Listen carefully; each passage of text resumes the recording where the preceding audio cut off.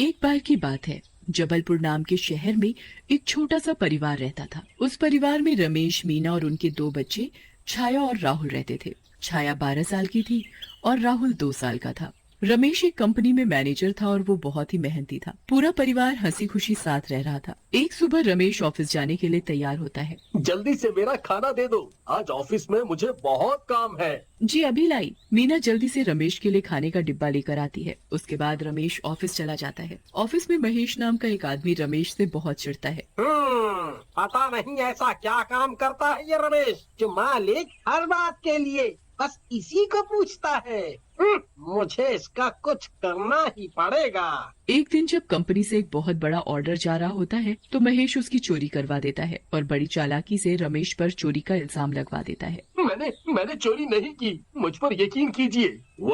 इस ऑर्डर के बारे में तुम्हें पता था और सारी जिम्मेदारी मैंने तुम्हें दी थी। ये चोरी तुम्हारे अलावा कोई और कर ही नहीं सकता। रमेश बहुत रोता है पर उसकी कोई नहीं सुनता। बिना किसी गलती के कंपनी का मालिक रमेश की पुलिस कंप्लेंट कर देता है और रमेश को 1 साल की जेल हो जाती है। उसकी जेल जाते ही घर के हालात बहुत बिगड़ जाते हैं। ऊपर से लोग मीना को आते जाते ताने देना शुरू कर देते हैं। एक दिन जब मीना घर का सामान लेने नीचे जाती है, अरे मैंने सुना आपके पति चोरी के केस में जेल चले गए हैं। बताओ अब क्या होगा आप लोगों का? इतने छोटे छोटे बच्चों को तुम अकेले कैसे पालोगी? उन्होंने चोरी नहीं की, उन्हें फंसाया गया है। हाँ, अब सच तो वही जाने। ऐसा कहकर शीला वहाँ से चली जाती है। मीना लोगों के तानों से तो परेशान थी ही, पर घर की आर्थिक तंगी से सबसे ज्यादा परेशान थी। धीरे धीरे घर और बैंक में रखे सारे पैसे खत्म हो जाते हैं और अब तो उसके पास घर का किराया तक देने के पैसे नहीं होते। हे भगवान, ये कैसे दिन आ गए? अब मैं कैसे इन बच्चों को पालूंगी? मीना के पास घर का किराया देने के लिए पैसे नहीं होते, इसलिए उसे वो घर छोड़कर वहाँ से जाना पड़ता है। मीना अपना सब सामान पैक करके अपने बच्चों के साथ जा ही रही होती है, तभी पड़ोस की एक बूढ़ी औरत वहाँ आती है। सब लोग उन्हें प्यार से मौसी बोलते थे।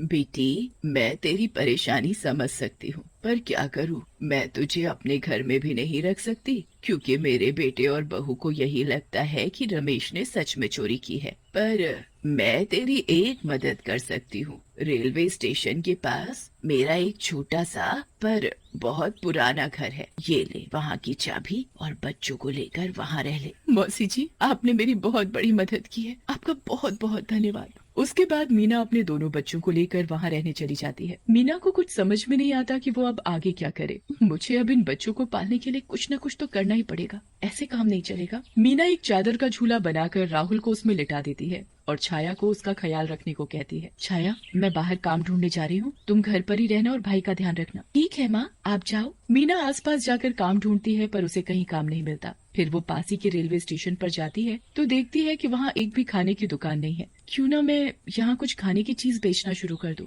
मीना जल्दी से घर जाती है। उसके पास जो थोड़े बहुत पैसे थे उससे वो वड़ा पाव बनाने का सामान खरीद कर लाती है। फिर वो सुबह सुबह उठकर गर्मा गर्म वड़ा पाव बनाती है और रेलवे प्लेटफॉर्म पर बेचने चली जाती है। प्लेटफॉर्म पर जैसे ही ट्रेन आती है, मीना अपने वड़ा पाव लेकर सबसे पूछने लगती है, गर्मा गर्म वड़ा पाव बस 5 रुपए में दो। मीना के वड़ा पाव सबको बहुत पसंद आते हैं। उसके बाद मीना बस ऐसे ही रोज वड़ा पाव बनाती और रोज रेलवे स्टेशन पर बेचने चली जाती। पर एक दिन बहुत बुरा हादसा हो जाता है। एक दिन मीना प्लेटफॉर्म पर ट्रेन का इंतजार कर रही होती है। बहुत देर बाद सामने से ट्रेन आती है, पर तभी भीड़ में से एक आदमी भागता हुआ आता है और उसका धक्का लगने से मीना ट्रेन की पटरी पर गिर जाती है। ट्रेन इतनी तेजी से उसके ऊपर चढ़ जाती है और मीना तभी मर जाती है। ऐसी मौत होने से मीना की आत्मा को शांति नहीं मिलती और वो एक चुड़ैल बन जाती है। हे भगवान, तू इतना निर्दयी कैसे हो सकता है? अब मेरे छोटे छोटे बच्चों का क्या होगा? वो घर पर मेरा इंतजार कर रहे होंगे। मीना भगवान से इतनी प्रार्थना करती है कि उसे भगवान ऐसी शक्ति देते हैं जिससे वो दिन में अपने पुराने रूप में रह सकती है। मीना जल्दी से अपने पुराने रूप में आकर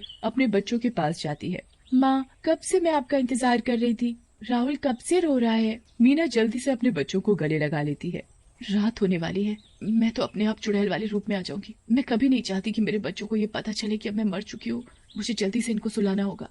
मीना जल्दी से दोनों बच्चों को सुला देती है और फिर अपने आप चुड़ैल में बदल जाती है। वो अपने चेहरे को पल्लू से ढक लेती है ताकि गलती से भी उसके बच्चे उसे ऐसे चुड़ैल रूप में ना देख लें। उस दिन के बाद बस मीना रोज जादू से वड़ा पाव बनाती और दिन में प्लेटफॉर्म पर जाकर बेचने लगती। वो रोज शाम को घर आ जाती ताकि वो रात होने से पहले अपने दोनों बच्चों को सुला सके। ऐसे ही बहुत दिन बीत जाते हैं। मीना अपने बच्चों को खूब अच्छी से परवरिश करने लगती है। कुछ महीनों बाद जब मीना एक प्लेटफॉर्म पर वड़ा पाव बेच रही होती है तब एक आदमी उसे पीछे से आवाज देता है। अरे जरा सुनो, मुझे 2 वड़ा पाव देना। मीना पीछे मुड़ती है तो अपने पति रमेश को देखकर हैरान हो जाती है। रमेश की तो आंखों से आंसू ही नहीं रुकते। मीना, मैंने तुम्हें कहाँ कहाँ नहीं ढूंढा, और तुम्हारी ये क्या हालत हो गई है, और बच्चे कहाँ हैं? वो मैं क्या बताऊं कि मैंने कैसे कैसे दिन देखे। हम यही एक पास ही के घर में रहते हैं। छाया घर पर राहुल का ध्यान रखती है और मैं वड़ा पाव बेचकर घर का खर्चा चलाती हूँ। पर आप यहाँ कैसे? आप तो जेल में थे ना। मीना, मैं तुम्हें क्या क्या बताऊं। मेरे बाद जब नया मैनेजर आया तो उसके साथ भी वही हुआ जो मेरे साथ। बस तभी मालिक को शक हो गया कि इसमें किसी की चाल है। उन्होंने इस बात का पता करवाया और पता चला कि इसके पीछे कंपनी के एक एम्प्लॉय का हाथ है। मालिक ने उसे तभी जॉब से निकाल दिया और मुझे जेल से छुड़वाकर वापस मैनेजर की नौकरी दे दी। मैं सबसे पहले तुमसे और बच्चों से मिलने घर आया, तब पता चला कि तुम तो बच्चों को लेकर वहां से चली गई हो। मैं 2 महीने तक तुम्हें ढूंढता रहा। पर पड़ोस की मौसी जी को तो पता था मैं यहाँ रहती हूँ, बल्कि उन्होंने मुझे यहाँ रहने की जगह दी थी। उन्होंने आपको क्यों नहीं बताया? क्योंकि जब मैं वापस आया था तब तक मौसी जी इस दुनिया को छोड़कर जा चुकी थी। मैं बस उसी दिन से तुम्हें और बच्चों को पागलों की तरह ढूंढ रहा हूँ और तुम मुझे आज मिली। मीना मन ही मन सोचती है कि वो कैसे रमेश को अपनी मौत के बारे में बताए।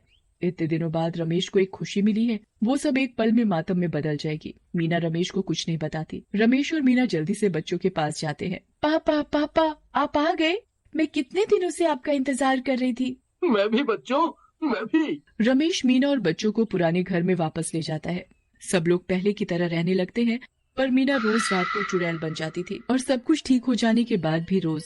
एक दिन जब मीना अपने दोनों बच्चों और रमेश के साथ सो रही होती है तो रमेश पानी पीने के लिए उठता है। मीना, मुझे बहुत प्यास लगी है। मीना बहुत नींद में होती है और रमेश की आवाज नहीं सुन पाती। चलो कोई नहीं, मैं खुद ही जाकर पानी पी लेता हूँ। रमेश पानी पीकर वापस आता है और मीना के चेहरे को ढका हुआ देखकर सोचता है, इतनी गर्मी में मीना अपने चेहरे को पता नहीं क्यों ढक कर सो रही है।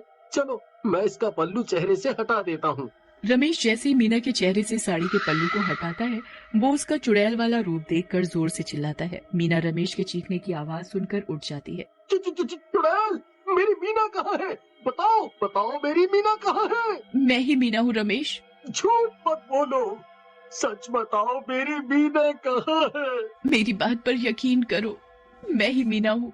एक दिन जब मैं वड़ा पाव बेच रही थी तभी एक आदमी का धक्का लगने से मैं ट्रेन के आगे गिर गई और मेरी मौत हो गई। भगवान ने मुझे ऐसी शक्ति दी जिससे मैं दिन में अपने पुराने रूप में रह सकती हूँ, पर रात होते ही मैं चुड़ैल बन जाती हूँ।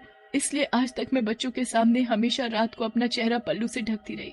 हे भगवान, ये क्या हो गया? मैंने कभी ऐसा सोचा नहीं था कि मैं तुम्हें खो दूंगा।